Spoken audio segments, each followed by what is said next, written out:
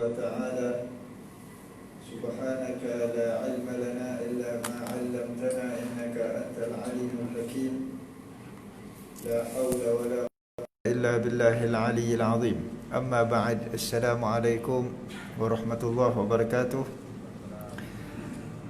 Yang dimuliakan Fadilatul Ustaz Tuan Imam, ahli jawatan kuasa masjid, pimpinan-pimpinan masyarakat, ayah-ayah, ibu-ibu, muslimin muslimat yang dimuliakan oleh Allah Subhanahu wa taala. Alhamdulillah, syukur pada Allah Subhanahu wa taala dapat kita bertemu pada malam ini, menyambung insya-Allah lagi daripada perkongsian ilmu pada kitab Asy-Syama'il Al-Muhammadiyah bagi Al-Imam Abi Isa At-Tirmidzi alaihi rahmatullah, wa anfa'na bi'ulumihi fid dharain amin Allahumma amin.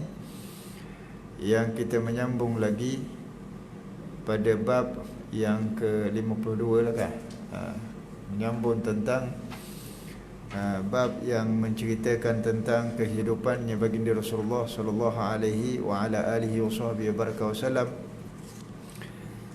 Babu ma jaa fi 'aishi Rasulillah sallallahu alaihi wasallam, yang mana kita nak selesaikan bab ini, kemudian barulah kita kembali pada bab yang ke-10 insya-Allah. Jadi kita cuba sebaiknya pada malam ini untuk kita sempurnakan daripada keseluruhan hadis yang berbaki pada bab ini insya-Allah. Ada lebih kurang 1, 2, 3, 4 hadis lah, lebih kurang lagi yang berbaki, bermula pada hadis yang ke-374, muka surat 299. Betul Ustaz? Betul? Bismillahirrahmanirrahim. Allahumma salli wa sallim wa barik ala sayyidina Muhammadin wa ala ali sayyidina Muhammad.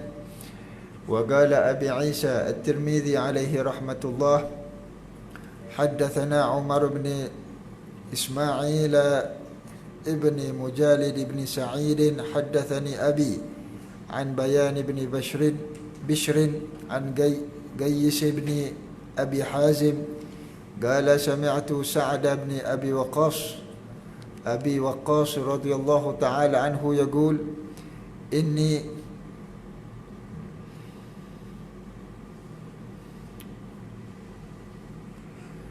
إني لأول رجل أحرق دماء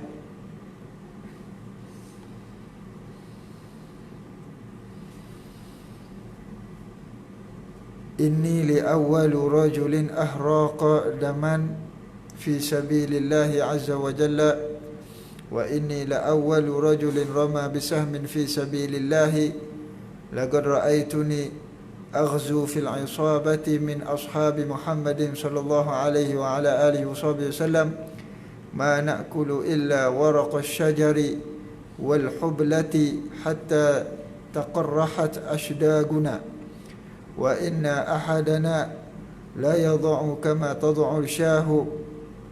تضع الشاه والبعير وأصبحت بنو أسد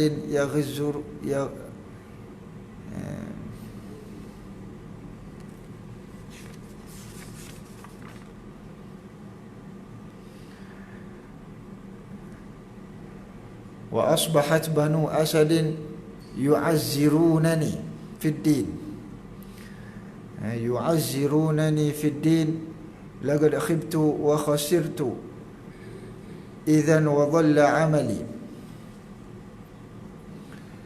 Telah diberitahukan kepada kami, katanya Abi Isa At-Tirmidzi alaihi rahmatullah, oleh Umar bin Ismail bin Mujalid bin Sa'id, diberitahukan kepada aku ayahku daripada Bayan bin Bishr, daripada Qais bin Abi Hazim radhiyallahu ta'ala anhu berkata, aku mendengar Sa'ad bin Abi Waqqas radhiyallahu ta'ala anhu berkata, Sesungguhnya aku adalah orang pertama yang menumpahkan darah, iaitu darahnya orang musyrik fi sabilillah ya azza wa jalla, iaitu di jalannya Allah.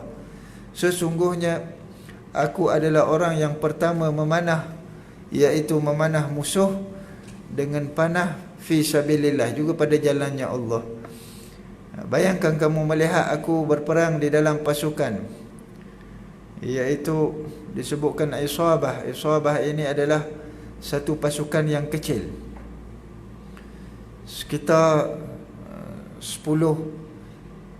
setengah ulama menyebutkan 10, setengah daripadanya itu menyebutkan 10 hingga 40 orang. Itu satu pasukan yang disebutkan isabah. Daripada para as-sahabah ridwanullahu ta'ala alaihim ajma'in, itu sahabatnya baginda Rasulullah sallallahu alaihi wasallam, kami tidak makan melainkan hanya daunan kayu dan daunan dari pokok yang berduri, sehingga terluka tepi pipi kami. Salah seorang daripada kami yang terjatuh ataupun tersungkur seperti kambing dan unta kerana kelaparan. Ada kelompok daripada Bani Asad mencercaku dalam agama dengan mengatakan solatku tidak baik. Sungguh aku rasa kecewa dengan tuduhan itu. Amalanku sia-sia kerana dikatakan solatku tidak baik. Syahid daripada hadis ini nak menceritakan apa yang dilalui dalam kehidupannya sahabat, yang diceritakan oleh Sayyidina Sa'ad bin Abi Waqqas radhiyallahu ta'ala anhu. Sa'ad bin Abi Waqqas ini merupakan seorang daripada asyarat mubasyirat, 10 orang sahabat muhajirin yang dijamin syurganya oleh Allah Subhanahu wa taala. Ini duf'ah pertamalah, orang yang digolongkan dalam as-sabiqun al-awwalun, yang mula-mula memeluk Islam di tangannya baginda Nabi sallallahu alaihi wasallam, juga mendapat daripada 10 jaminan orang-orang yang dijamin syurganya oleh Allah Subhanahu wa taala. Sa'ad bin Abi Waqqas radhiyallahu taala anhu, beliau ini dilantik menjadi khalifah di Basrah ataupun di Kufah pada zaman Amirul Mukminin Sayyidina Umar Al-Khattab radhiyallahu taala anhu, tetapi dilucutkan jawatan kerana ada fitnah daripada ini yang disebut ni Bani Asad, iaitu penduduk-penduduk Kufah, sehingga dilantik kembali pada zaman pemerintahan Amirul Mukminin Sayyidina Uthman ibn Affan radhiyallahu taala anhu. Beliau meninggal kira-kira berumur 85 tahun pada tahun 55 Hijrah kalau tak silap saya.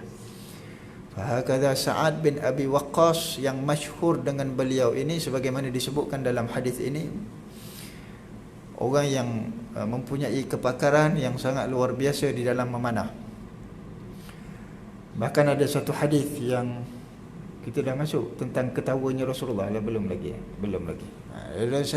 Dalam satu hadis nanti yang kita jumpa tentang ketawanya baginda Nabi sallallahu alaihi wasallam, itu ada satu peristiwa berlaku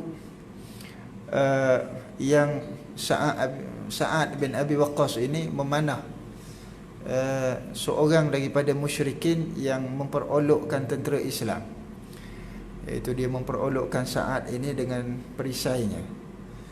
Sekejap dia keluar kepala, dia kata panahlah, lebih kurang begitulah. Dia main lik gitu.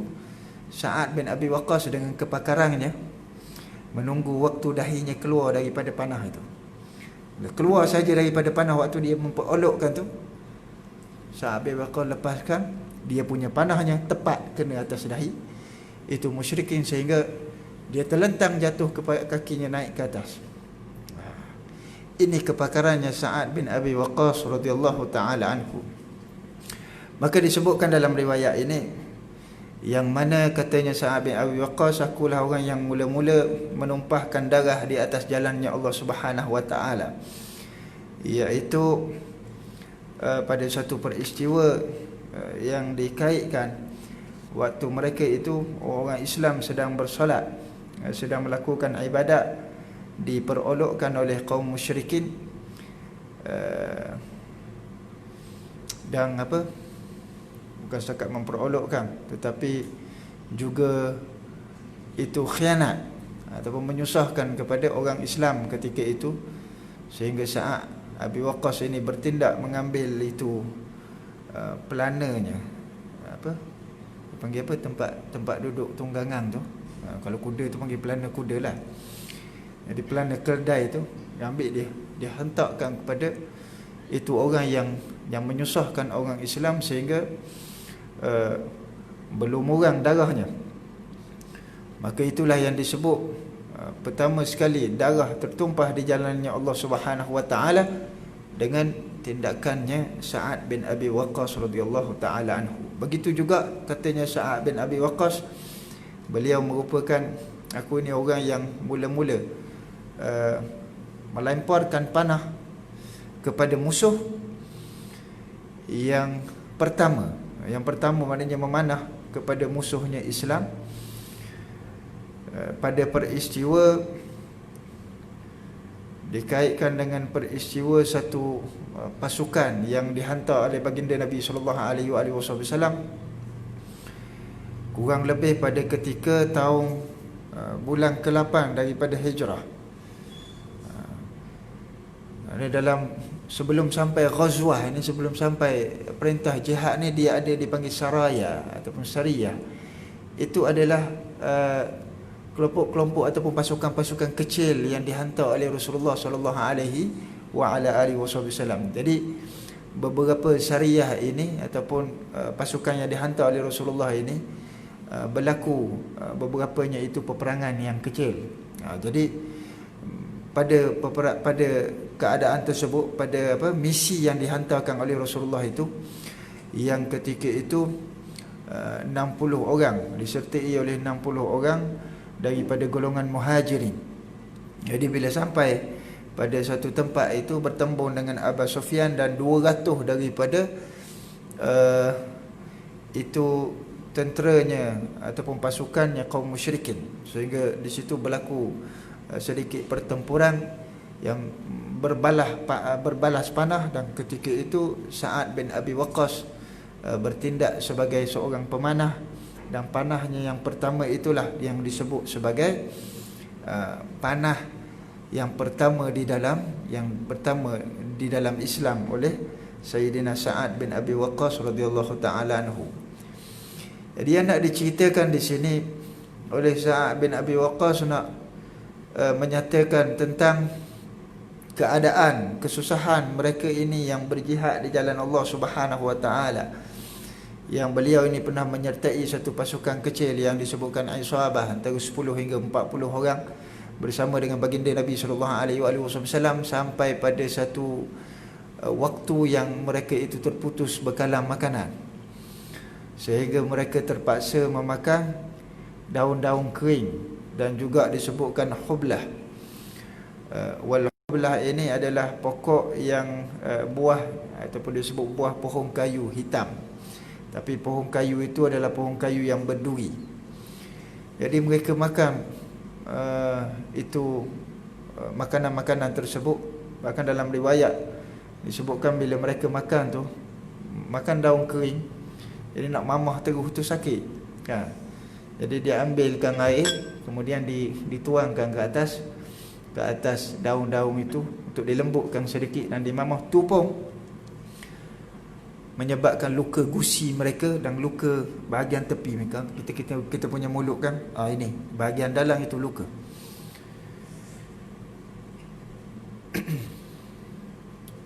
Bahkan juga disebutkan dalam terjemahan ini, salah seorang daripada kami yang terjatuh tersungkur seperti kambing dan unta kerana kelaparan. Setengah daripada terjemahannya ulama mengatakan la tad'u, apa dia, wa inna ahadana la da'u kama tad'u syah wal ba'ir, itu dengan makna itu sehingga kami makan buah-buah itu, buah hublah, makan daun-daun kering itu, yang menyebabkan luka pada pipi kami, dan menyebabkan kalau seorang daripada kami ini buang najisnya, manusia kami ni bila buang najis, maka najis itu umpamanya najis unta ataupun najis kambing.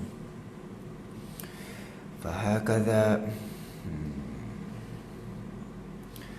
Kerana disebutkan yang dia orang makan itu makan makanan unta dan kambing, makan daun kering, makan itu buah pohon kayu itu, sehingga najis kami ini, najis mereka itu menjadi seperti najisnya kambing dan unta. Maka disebutkan oleh Sa'ad bin Abi Waqqas itu golongan daripada Bani Asad. Bani Asad ini golongan yang apabila golongan yang sangat baru dengan Islam. Jadi mereka itu bila berada di bawah pemerintahannya ataupun bawah penguasaannya Sa'ad bin Abi Waqqas yang dilantik sebagai gubernur oleh Amirul Mukminin Sayyidina Umar Al-Khattab radhiyallahu taala anhu.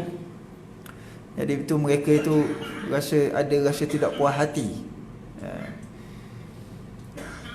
sehingga mereka melemparkan fitnah yang bukan-bukan.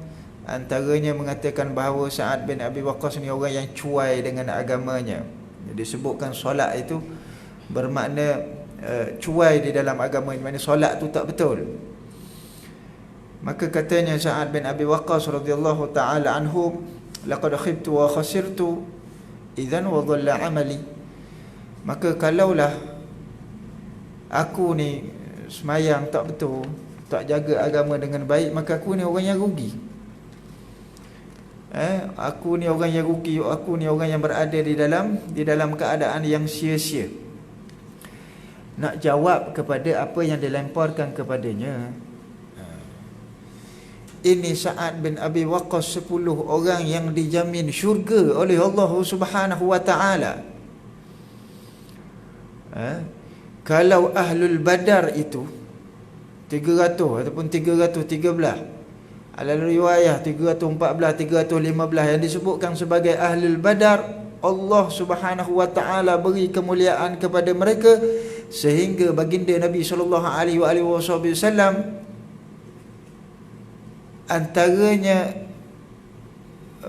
memberi satu jaminan kepada mereka Ahlul Badar supaya tidak diusik dengan apa jua cara, sama ada secara fizikal ataupun kata-kata ataupun sangkaan. Kerana ini mereka jaminan syurganya oleh Allah Subhanahu wa taala, jaminan kemuliaannya oleh Allah Subhanahu wa taala. Ahlul Badar, apatah lagi orang seumpamanya Sa'ad bin Abi Waqqas, 10 asyarat al-mubasyirat, 10 orang yang dijamin syurganya oleh Allah Subhanahu wa taala. Allahu akbar. Itulah keadaannya pemimpin. Al-Imam Syafi'i alaihi rahmatullah antaranya pernah menyebutkan apa? Nak kenal pemimpin yang baik itu, pemimpin yang mendapat keredaan Allah Subhanahu wa taala itu adalah pemimpin yang sentiasa dihujani dengan fitnah. Fitnah itu fitnah yang orang kata yang memang tidak layak untuk didatangkan kepadanya, seumpama fitnah yang didatangkan kepada Sa'ad bin Abi Waqqas. Ini Sa'ad Abi Waqqas ini orang yang mula-mula memeluk Islam, mendalami Islam. Saat orang lain tak kenal lagi Islam, tiba-tiba difitnah Sa'ad bin Abi Waqqas ini orang yang orang kata apa, cuai dengan agama, cuai dalam solatnya. Fahakadha, maka ini rentetan yang bersambung sampai kepada zaman kita hari ini. Bila munculnya golongan-golongan yang terkemudian ini merendahkan golongan-golongan yang terdahulu.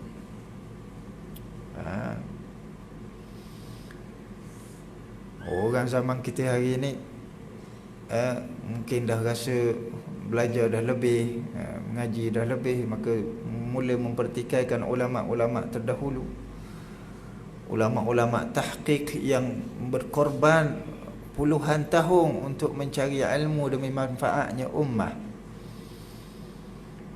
Kita mungkin dah dapat sijil itu oleh sijil ini, yang beberapa tahun baca kitab itu, baca kitab ini, sudah mula merendahkan ulama-ulama terdahulu. Maka inilah perkara yang bermula daripada apa yang dibuat oleh Bani Asad itu kepada Sa'ad bin Abi Waqqas. Nak banding mereka itu dengan Sa'ad Abi Waqqas sangat jauh. kedudukannya. Fahakadha. Maka nak disebutkan di sini adalah tentang kesusahan mereka itu berjuang atas agamanya Allah Subhanahu wa taala, sehingga terpaksa makan daun-daun kering, melukakan mulut mereka. Yang seterusnya, haddatsana Muhammad bin Bashar, haddatsana Safwan ibn Isa, haddatsana Muhammad bin Amr ibn Isa Abu Nu'amah al-Adawi qala sami'tu Khalid bin Umair wa Shuwaisan Abu Ruqad qala ba'atha Umar bin Khattab Utbah ibn Ghazwan wa qala انطلق أنت ومن معك حتى إذا كنتم في أقصى بلاد العرب وأدنى بلاد العجم فأقبلوا حتى إذا كانوا بالمربد وجدوا هذا الكذان فقالوا ما هذه؟ قال هذه البصرة. فساروا حتى إذا بلغوا حيال الجسر الصغير فقالوا ها هنا أمرتم، فنزلوا فذكروا الحديث بطوله. فقال عتبة بن غزوان لقد رأيتني وإني لسابع سبعة مع رسول الله صلى الله عليه وآله وسلم ما لنا طعام إلا ورق الشجر حتى تجرحت أشداقنا فالتقطت بردة فقسمتها بيني وبين سعد بن أبي وقاص فما منا من أولئك السبعة أحد إلا وهو أمير مصر من الأمصار وستجربون الأمراء بعدنا.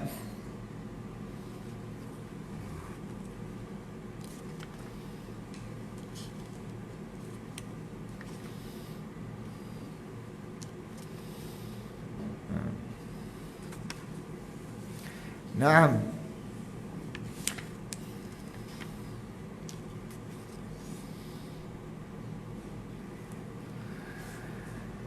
Diberitahukan kepada kami oleh Muhammad bin Bashar, diberitahukan kepada kami oleh Safwan bin Isa, diberitahukan kepada kami oleh Muhammad bin Amr bin Isa. Abu Nu'amah al-Adawi berkata, aku mendengar Khalid bin Umair dan Shuwaish Abu Raqad, kedua-duanya berkata, Sayyidina Umar al-Khattab radhiyallahu taala anhu mengutus Utbah bin Ghazwan dan berkata, pergilah kamu dan orang bersama kamu sehingga apabila kalian sampai ke perbatasan negara Arab dan mendekati negara Ajam, iaitu negara yang bukan Arab,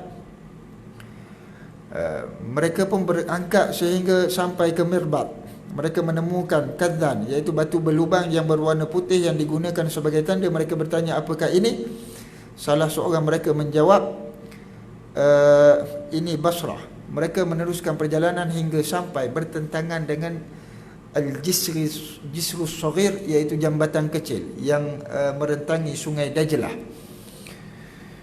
Mereka berkata, di sinilah kita diperintahkan untuk berhenti. Mereka pun turun dan menceritakan kisah dengan panjang. Maka diceritakan kisah yang berkaitan itu dengan kisah yang panjang, yang antaranya disebutkan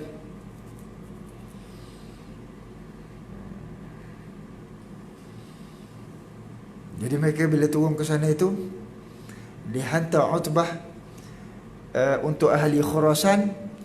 Kemudiannya didapati oleh mereka, datang daripada mereka itu satu gerombolan tentera yang besar, sehingga Utbah rasa bimbanglah sebab keadaan tentera yang ada di pihak mereka yang dihantar oleh Sayyidina Umar itu sangat kecil.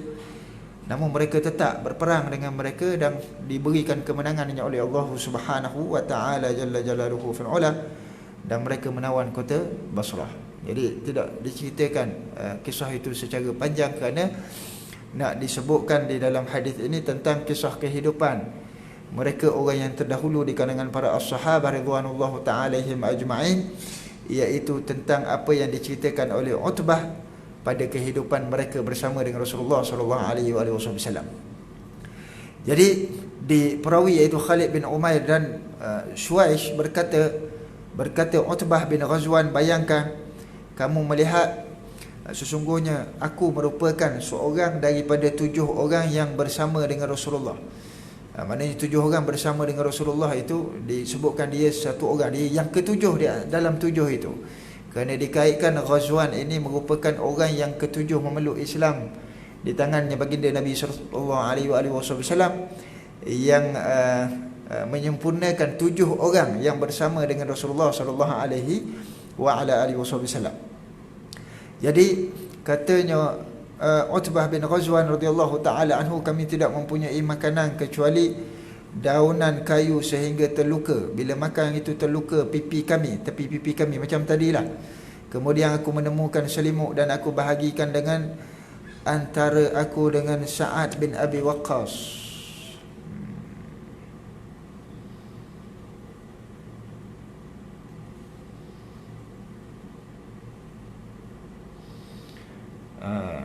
Yang dalam sebagaimana dalam riwayat Imam Muslim, lafaz itu dibahagikan dengan Sa'ad bin Malik, bukan Sa'ad bin Abi Waqqas.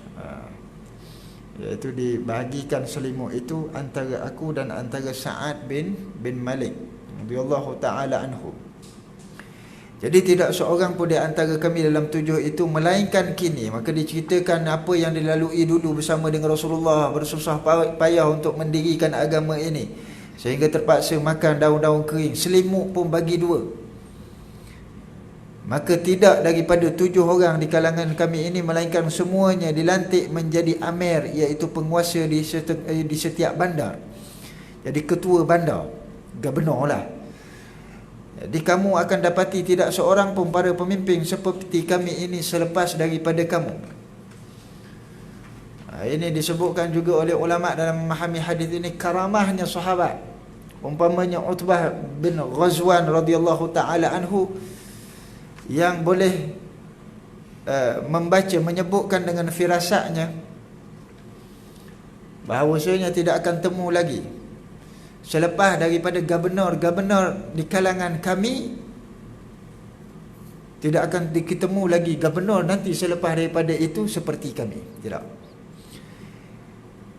Maka benarlah selepas daripada zamannya para sahabat ridwanullahu ta'ala alaihim ajma'in memimpin setiap tempat yang diamanahkan oleh khalifah, maka selepas daripada zaman mereka itu sudah terlihat kepincangan di dalam pentadbiran, rakus dengan harta, menyeleweng dan sebagainya.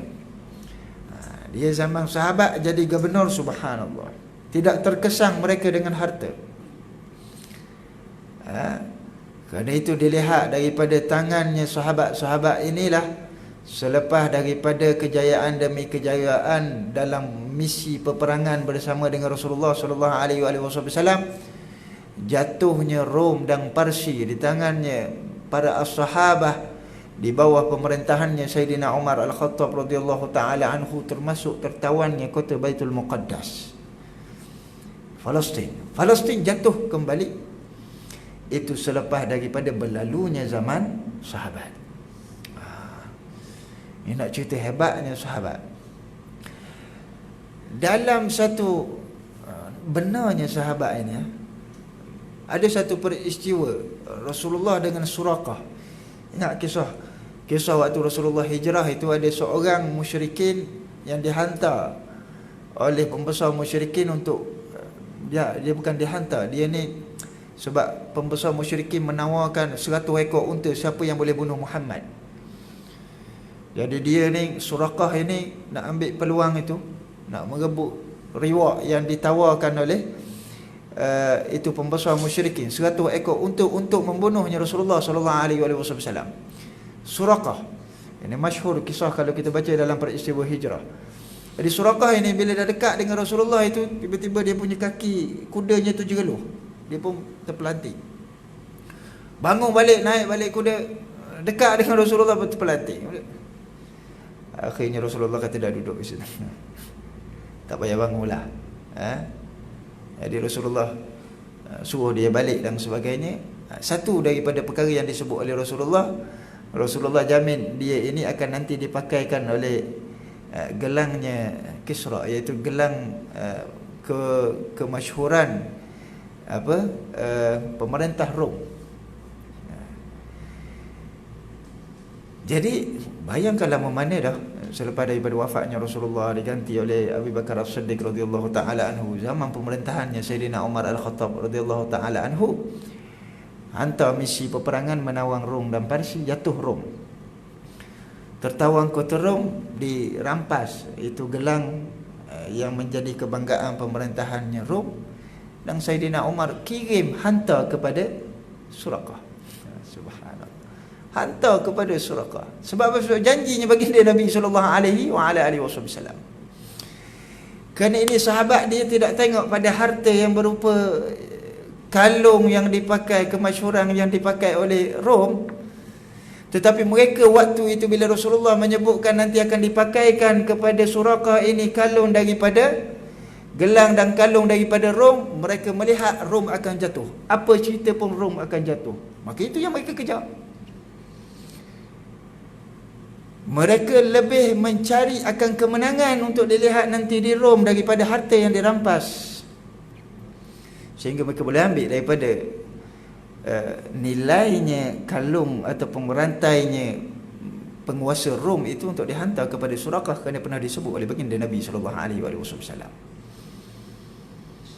Sediknya hati para as-sahabah radhiyallahu ta'ala alaihim ajma'in.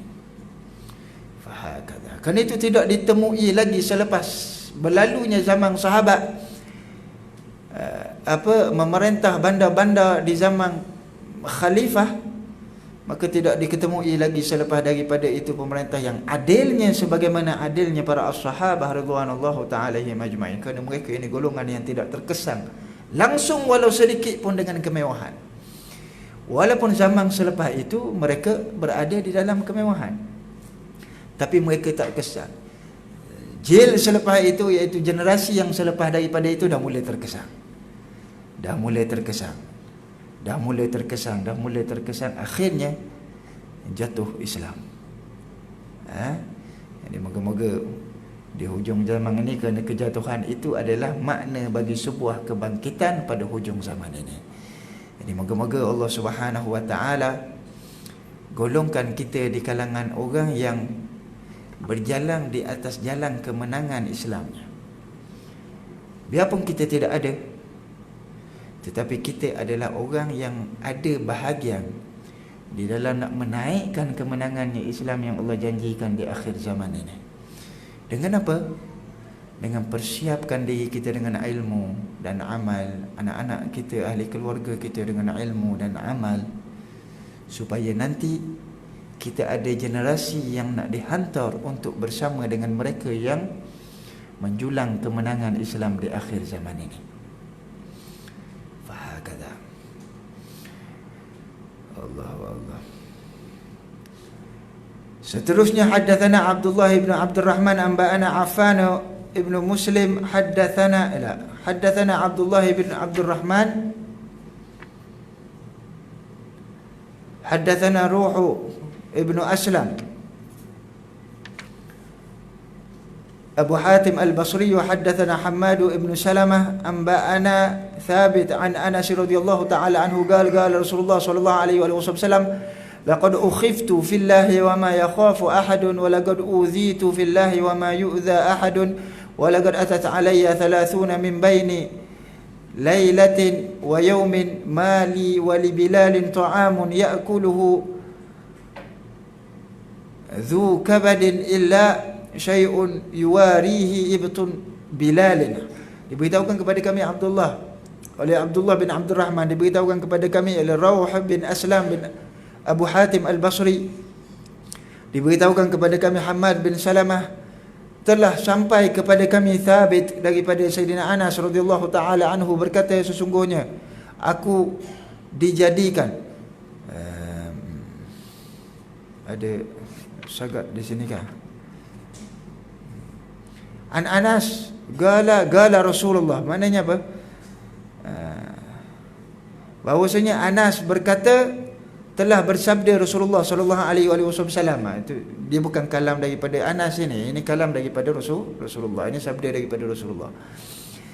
Jadi Sayyidina Anas berkata, sabdanya Rasulullah SAW, sesungguhnya aku dijadikan takut kepada Allah dan tiada seorang pun yang ditakutkan sebagaimana baginda Rasulullah. Yang lebih tepat pada terjemahan ini, kerana laqad ukhiftu itu adalah fi'li lil majhul. Ini bermakna apa?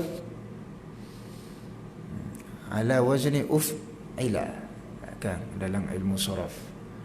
Jadi ukhiftu itu ditakutkan. Laqad ukhiftu fillahi wa ma yakhafu ahadun. Maknanya di sini bahawa sesungguhnya aku ini ditakutkan pada jalannya Allah. Maknanya apa? Aku ni melalui keadaan yang ditakutkan oleh orang musyrikin, dengan itu pengkhianatan, dengan apa, bebanan, dengan serangannya orang musyrikin kerana nak mendirikan agama ni Allah Subhanahu wa taala. Wa ma yakhafu ahada. Tidak ada seorang pun yang pernah ditakutkan sebagaimana aku ditakutkan dalam memperjuangkan agamanya Allah Subhanahu wa taala, kata baginda Rasul sallallahu alaihi wasallam. Wa laqad uzitu fillahi wa ma yu'za ahadun. Sesungguhnya aku diuji di dalam agamanya Allah Subhanahu wa taala dalam keadaan tidak ada seorang pun diuji sebagaimana aku, iaitu sebagaimana Rasulullah sallallahu alaihi wasallam. Aku telah menempuh selama 30 hari 30 malam. Katanya tak sampai pada setengah, apa yang difaham oleh ulama, tidak sampai pada 30 hari. Tetapi itu lingkungan dia lah, 30 hari 30 malam. Dan aku dan Bilal, iaitu Rasulullah dengan Sayyidina Bilal, tidak mempunyai makanan yang boleh dimakan oleh orang yang mempunyai hati atau perut. Itu disebutkan hayawan. Maknanya ketika itu, dalam tempoh itu, katanya Rasulullah, aku bersama dengan Bilal ini dalam berjuang mempertahankan agama Allah Subhanahu wa taala dengan keadaan keliling itu serangan, penyiksaan, perbuatan-perbuatan zalim oleh orang musyrikin, sampai ke tahap aku dengan Bilal ini tidak ada makanan yang boleh dimakan pada Dzulkabadin ini, hatta pada haiwan. Itu makanan untuk haiwan pun tidak ada. Jangan kata makanan untuk diri sendiri. Illa kecuali syai'un yuwarihi batun Bilal, kecuali sedikit sahaja yang ada pada celah ketiaknya Bilal. Ini bukan maknanya makanan itu ada di celah ketiaknya Bilal, tak. Maknanya nak beritahu yang ada pun sikit sangat, sehingga sikit itu kalau letak di celah tiak Bilal memang tak nampak, mana boleh ditutup dengan ketiaknya Sayyidina Bilal. Tak nampak. Nak beritahu sikit sangat makanan yang ada. Hatta yang lain itu tidak ada makanan langsung. Jangan kata untuk manusia makan, bahkan untuk hayawan makan pun tidak ada. Ini keadaan yang dilalui oleh baginda Rasul sallallahu alaihi wasallam bersama dengan para ashabah radhiyallahu ta'ala alaihim ajma'in untuk nikmat la ilaha illallah Muhammadur Rasulullah kita hari ini. Wallah, kita tidak mampu, kita tidak mengenal, kita tidak boleh nak merasai kemanisan makna la ilaha illallah Muhammadur Rasulullah, melainkan ini dilalui oleh mereka. Ini dilalui oleh mereka. Allahu la ilaha illallah. Haddatsana Abdullah ibn Abdul Rahman anba'ana Affan ibn Muslim. حدثنا أبان ابن يزيد العطار حدثنا قتادة عن أنس بن مالك رضي الله تعالى عنه أن النبي صلى الله عليه وسلم لم يجتمع عنده غداء ولا عشاء من خبز ولحم إلا على ضفف. قال عبد الله قال بعضهم هو كثرة الأيدي. Diberitahukan kepada kami Abdullah bin Abdul Rahman, diberitahukan kepada kami telah sampai kepada kami Affan bin Muslim, diberitahukan kepada kami Aban bin Yazid al-Attar, diberitahukan kepada kami oleh Qatadah daripada Sayyidina Anas bin Malik radhiyallahu taala anhu bahawa baginda Nabi sallallahu alaihi wasallam tidak pernah terhimpun padanya untuk makan siang mahupun makanan malam daripada roti dan daging melainkan ketika dhafaf. Berkata Abdullah ini Abdullah bin Abdul Rahman, iaitu syekh kepada Al-Imam Tirmizi, guru kepada Al-Imam Tirmizi, dan juga sebahagian daripada mereka di kalangan al-muhaddithin dan ahli lughah, ahli bahasa, memberitahu ad-dhafaf itu adalah makanan yang dimakan beramai-ramai, makanan yang kathratul aidi, iaitu makanan yang banyak tangannya. Bukan makanan tu banyak tangan, maknanya tangan banyak menjamu makanan itu, maknanya makan beramai-ramai. Nak beritahu Rasulullah, selain daripada ad-dhafaf, selain daripada Rasulullah ini menerima tetamu, maknanya makan beramai-ramai, sama ada dalam keadaan Rasulullah menerima tetamu ataupun Rasulullah dipelawa untuk menjadi tetamu, selain daripada itu tidak pernah terhimpun makan siang dan makan malamnya Rasulullah itu dengan makanan yang orang kata sempurna makan, ada dia punya apa, dia punya makanan rujinya, dia ada lauknya. Tidak ada. Ya, kita makan nasi, ya makan nasi saja, makan nasi dengan ada lauk sekali. Kalau Rasulullah itu, zamannya Rasulullah itu makan roti itu kira makanan ruji lah. Tidak terhimpun dalam makan siang makan malam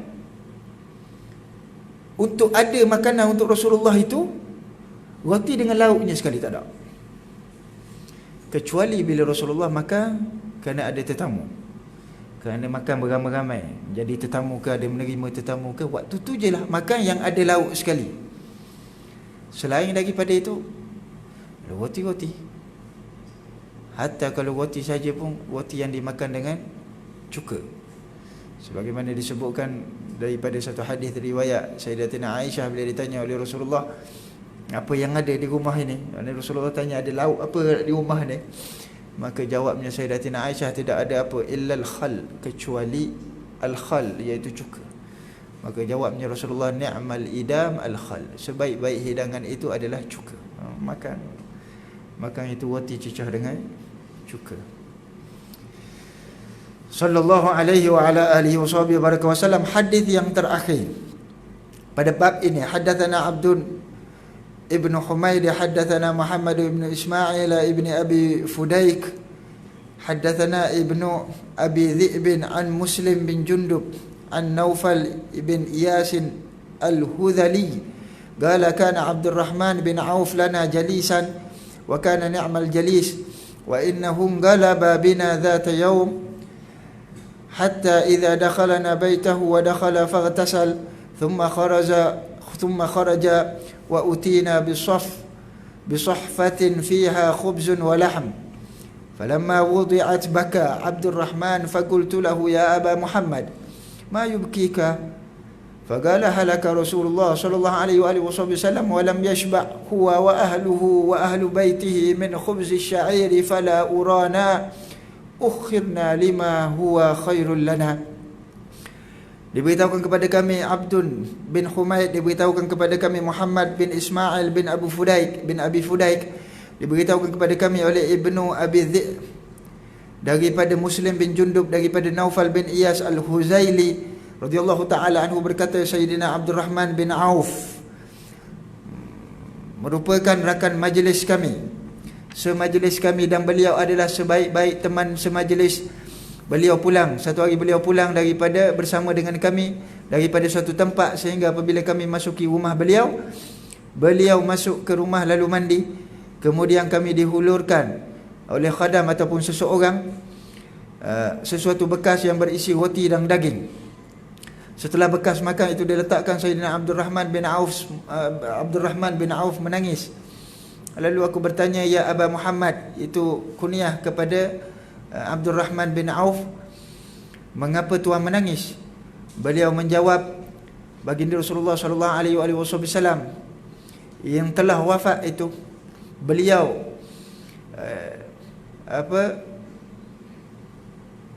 baginda Rasulullah dan ahli keluarganya tidak pernah makan roti syair. Roti syair ini adalah roti yang dibuat daripada bali, tepung bali, dengan itu yang disebutkan juga sebagai roti yang daripada grade yang paling rendah sekali lah.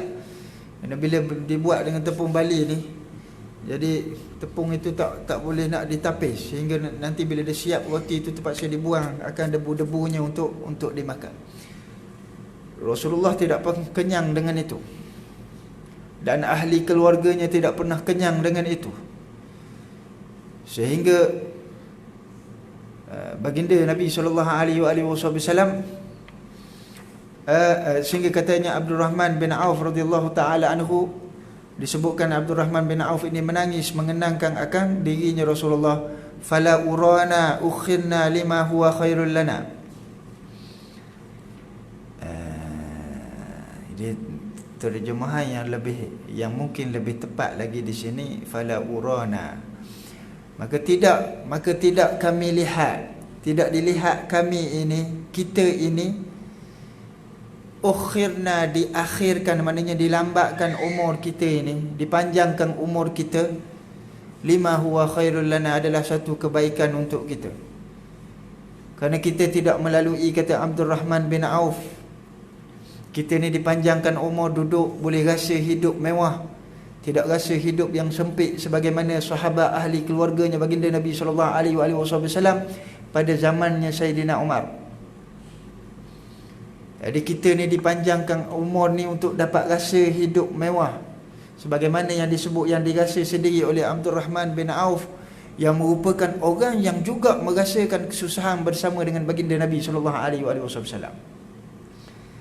Yang kesusahan mereka ini bersama dengan baginda Nabi SAW adalah kesusahan yang dipilih oleh mereka, yang mereka itu memilih untuk hidup dalam seumpama itu.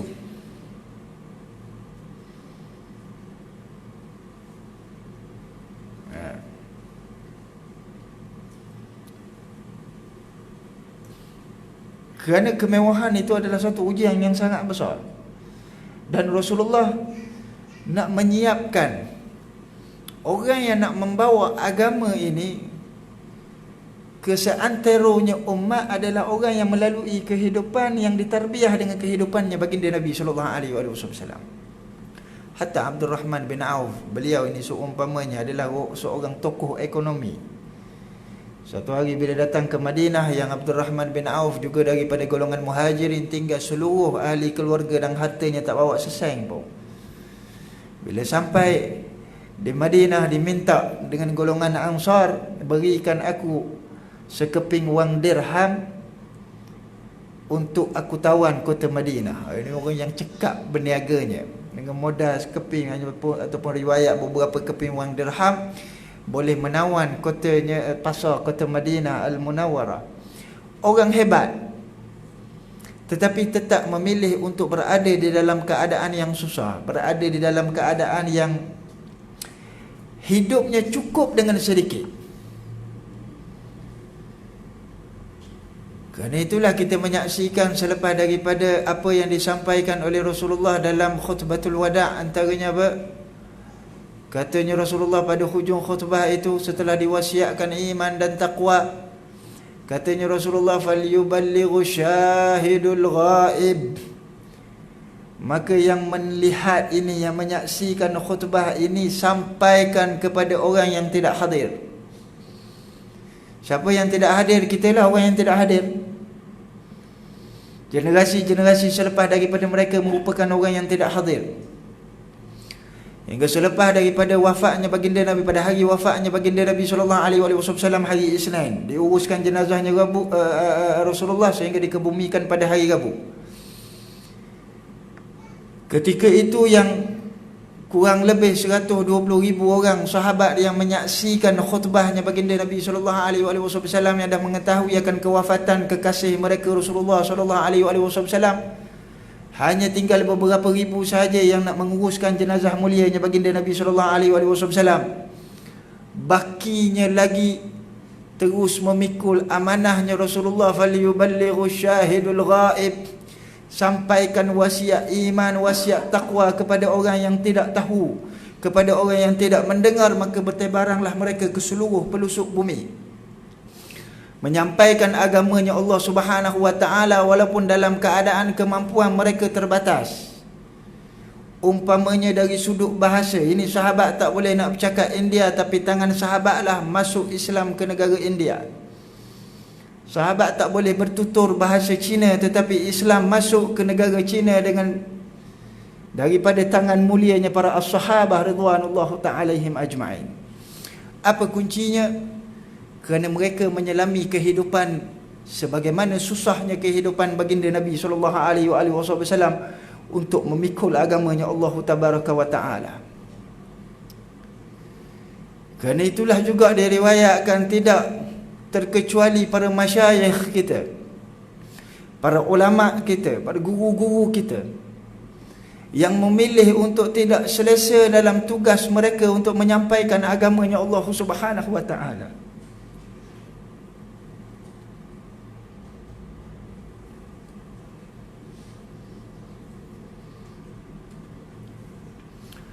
Hatta diriwayatkan apa yang disebut oleh almarhum Dr. Sayyid Muhammad bin Alawi Al-Maliki Al-Hasani alaihi rahmatullah, waktu dalam jaulah dakwahnya beliau disiapkan beliau tempat pembaringan yang mewah, dan beliau memilih untuk tidak tidur di atas tilam yang empuk itu, memilih untuk tidur di lantai. Maka bila ditanya kepada beliau, jawabnya beliau, aku ni menyambung urusan dakwah yang ditinggalkan oleh baginda Nabi sallallahu alaihi wasallam yang hayatnya tidak pernah berlapikkan tilam yang empuk, melainkan di atas jerami sehingga membekaskan tubuh mulianya baginda Nabi sallallahu alaihi wasallam. Jadi begitulah juga yang dibuat oleh para ulama kita, guru-guru kita. Walaupun di hadapan mereka, dikeliling mereka kemewahan, tetapi mereka tetap memilih untuk berada di dalam keadaan yang sederhana, dalam keadaan yang susah. Walaupun ia tidak diperlihatkan kepada orang lain. Kerana az-zuhud ini bukan satu perkara yang nak dizahirkan kezuhudannya, tetapi az-zuhud itu adalah perlakuan hamba untuk dipersembahkan kepada yang maha melihat akan kezuhudannya. Maka ini kehidupannya mereka para as-sahabah ridwanullahu ta'ala alaihim ajma'in yang hidup bersama dengan baginda Nabi sallallahu alaihi wasallam semata-mata untuk memperjuangkan agamanya Allah Subhanahu wa taala, untuk meninggikan agamanya Allah Subhanahu wa taala jalla jalaluhu fil ula. Moga-moga Allah Subhanahu wa taala beri manfaat yang baik kepada kita. Moga-moga Allah Subhanahu wa taala ampunkan segala dosa-dosa kita yang mungkin sahaja banyak dilalaikan dengan keselesaan, yang keselesaan itu tidak pernah dinikmati orang yang menjadi sebab hidayah dan petunjuk kita, yang tidak pernah dirasai oleh mereka itu, sehingga menjadi sebab kita ini dapat menikmati nikmatnya Islam, nikmatnya iman. Jadi moga-moga Allah Subhanahu wa taala terus tetapkan kita ini di atas jalan yang ditinggalkan oleh mereka pewaris-pewarisnya Nabi, para ulama dan ahli keluarganya baginda Rasul. Moga-moga Allah Subhanahu wa taala di saat gelombang fitnah akhir zaman yang datang pada segenap penjuru ini, Allah kuatkan iman kita insya-Allah. Allah tetapkan kita ini sentiasa di atas petunjuknya, petunjuk-petunjuk yang dibawa oleh pewaris-pewarisnya Rasulullah di kalangan para ulama. Moga-moga Allah Subhanahu wa taala tidak takdirkan pada setiap ulama yang pergi saban hari meninggalkan kita, melainkan kita telah mengambil manfaat daripada mereka.